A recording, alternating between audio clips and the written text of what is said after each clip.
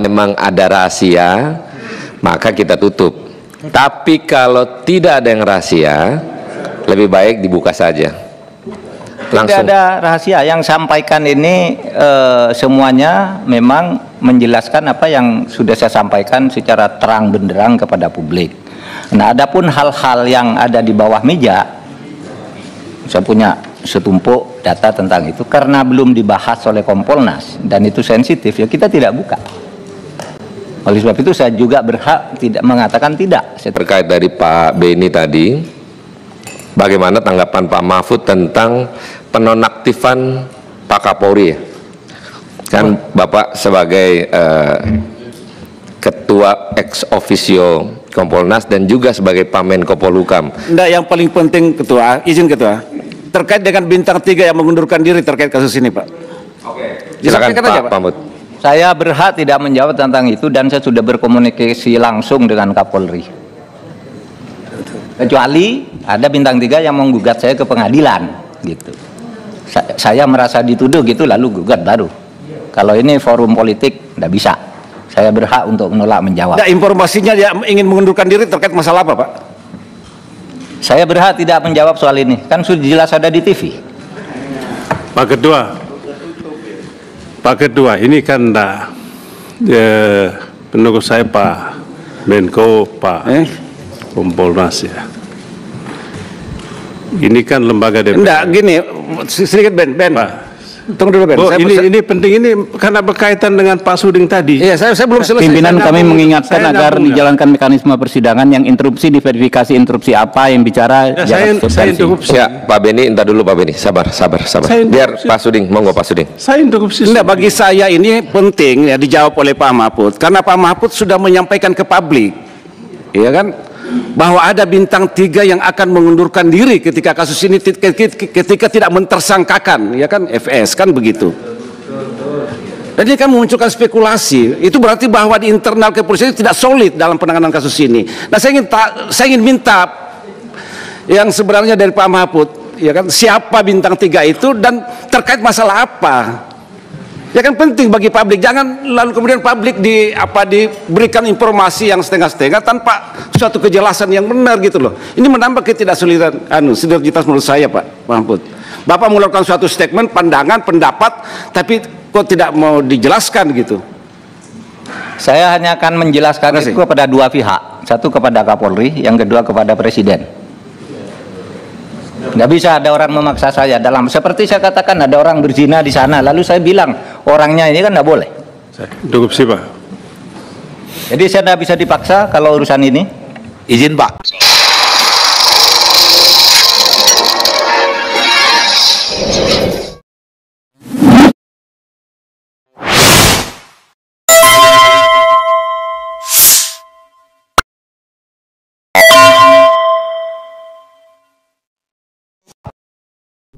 Assalamualaikum warahmatullahi wabarakatuh. Ya, debat atau rapat RDP antara Mahfud MD dengan Komisi 3, Komisi Hukum pada waktu Mahfud MD menjadi Menko Polhukam itu berlangsung sangat panas. Mahfud MD disuruh atau dipaksa oleh Komisi 3 untuk membongkar masalah kenapa dia sangat ngotot untuk memperkarakan Ferdi Sambo. Untuk kawan-kawan ketahui, boleh dikatakan bahwa bisanya ditersangkakan Sambo pada waktu Mahfud MD menjadi Menko Polhukam tidak terlepas dari peranan Mahfud MD. Seandainya Mahfud MD bukan seorang Menko Polhukam pada waktu itu, Ferdi Sambo lolos dari jerat hukuman. Karena pada waktu itu kan difitnah anggotanya yang tembak-tembakan. Namun atas dorongan dan kekuatan integritas dari Mahfud MD ini, Ferdi Sambo berhasil dijerat.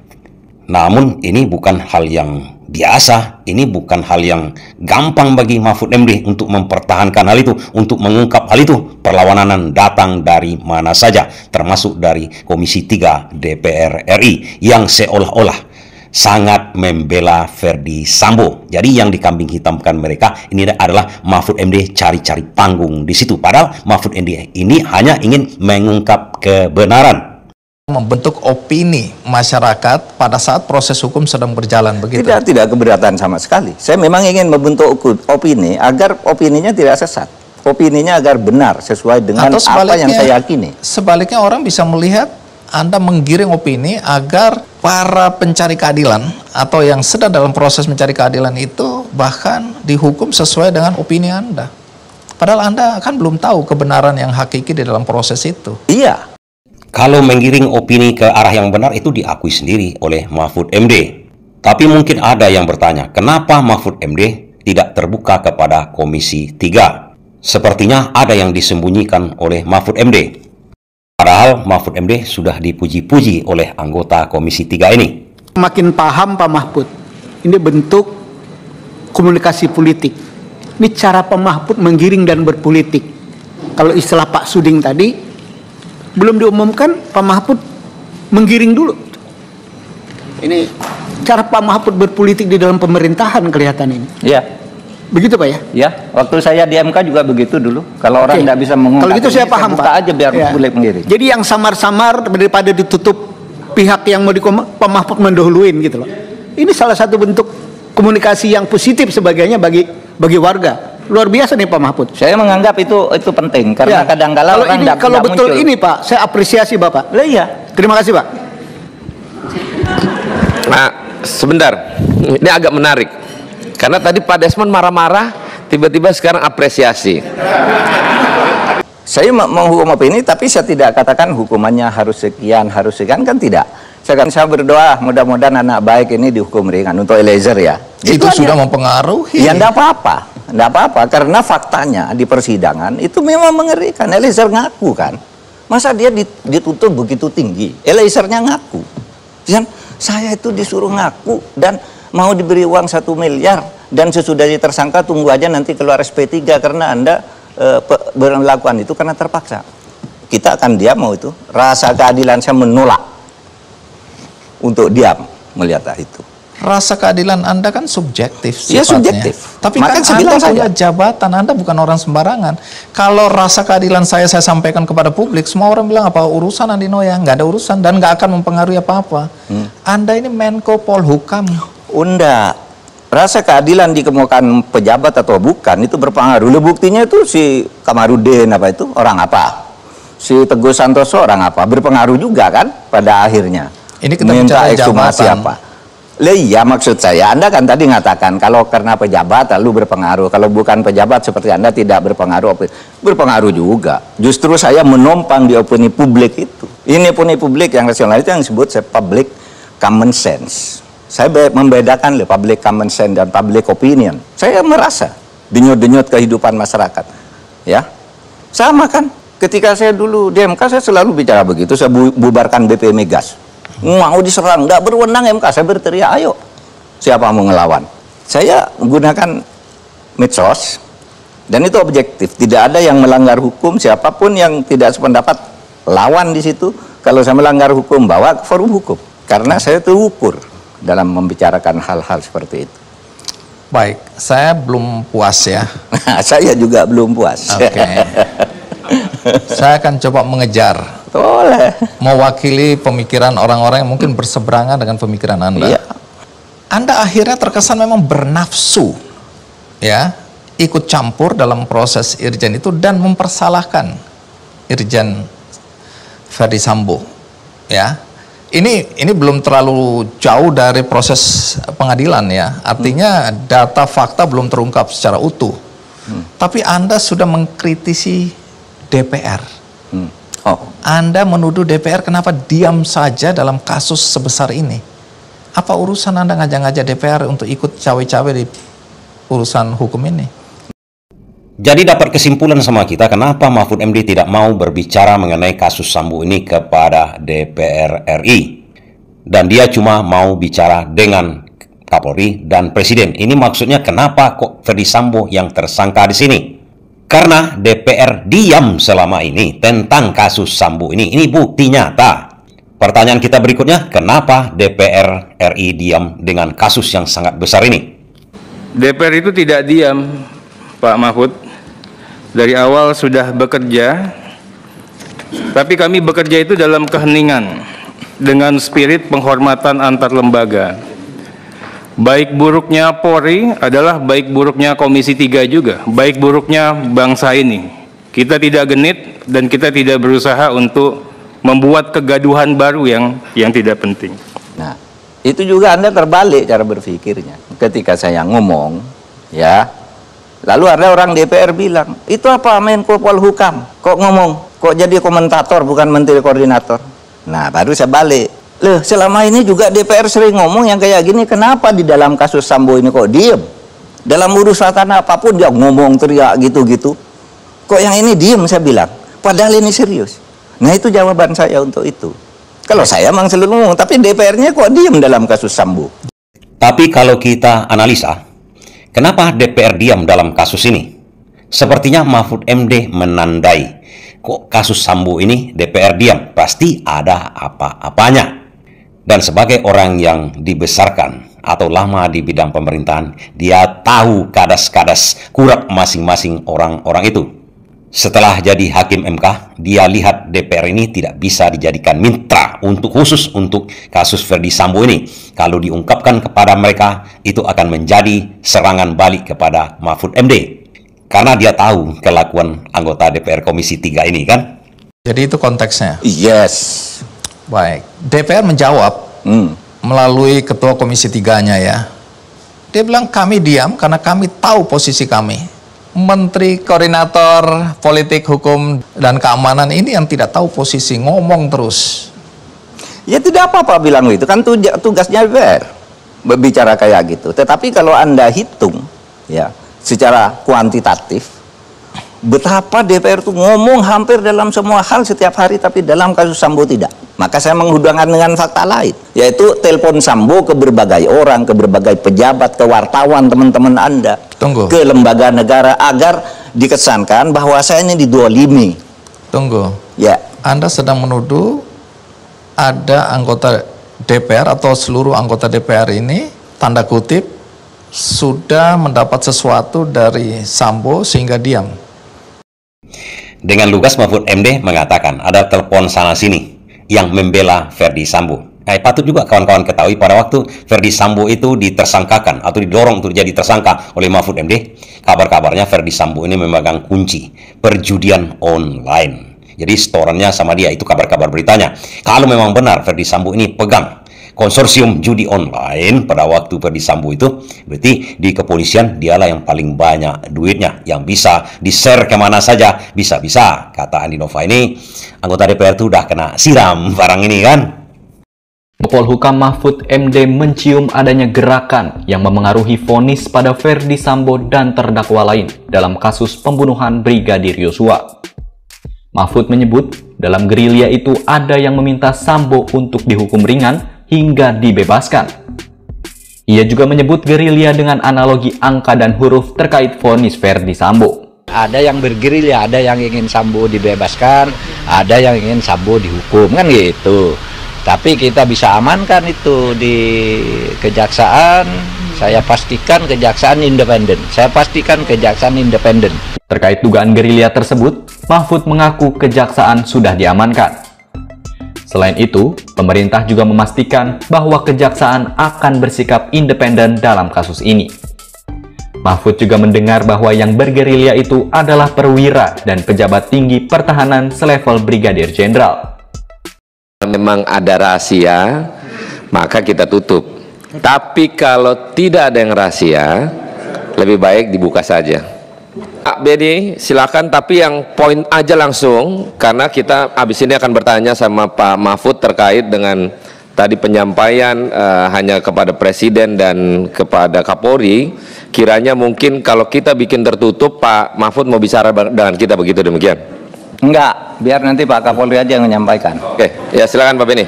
Enggak, kapan saya bilang mendapat sesuatu? Saya mengatakan dengan konteks bahwa Sambo menghubungi banyak orang. Siapa banyak orang itu?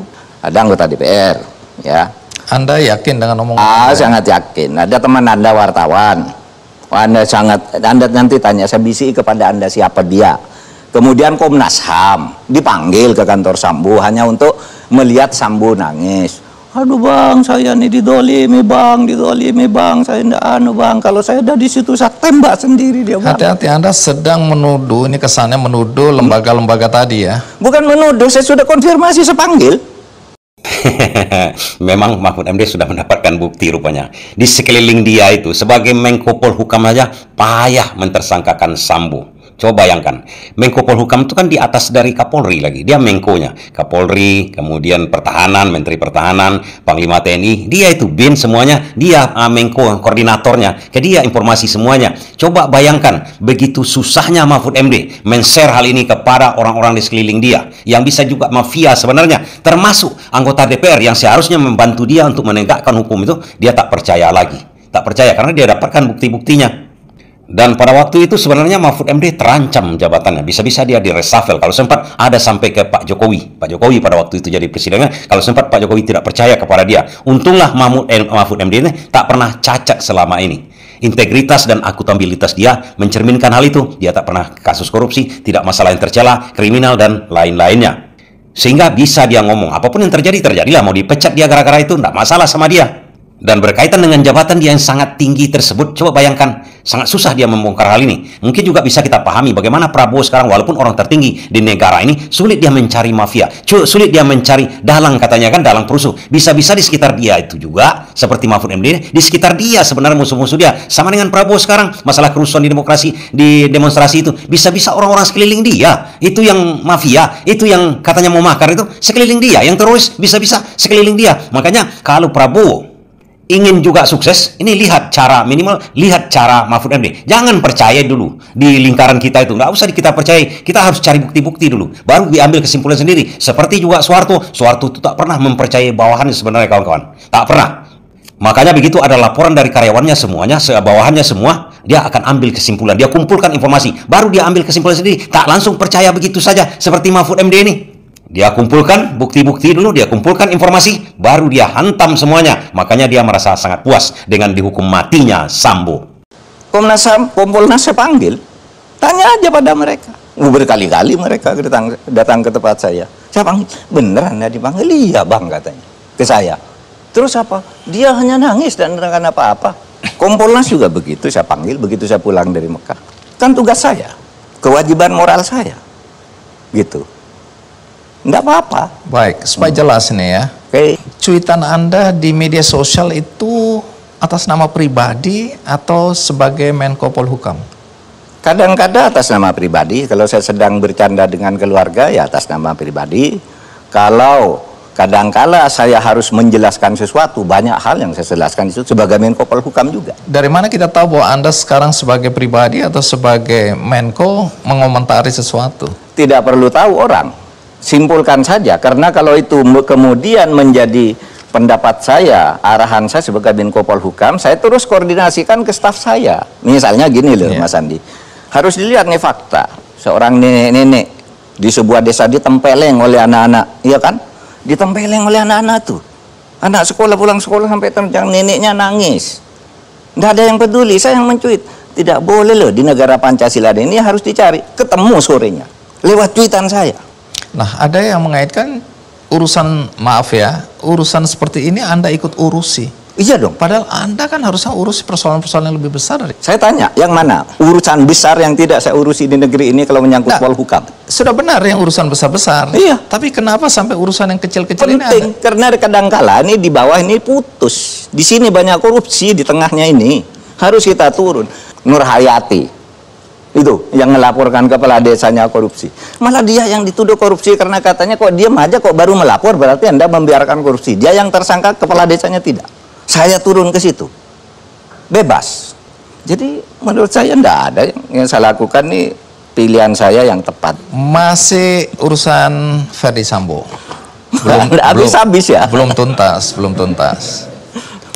Akhirnya kita lihat bahwa hakim memvonis mati.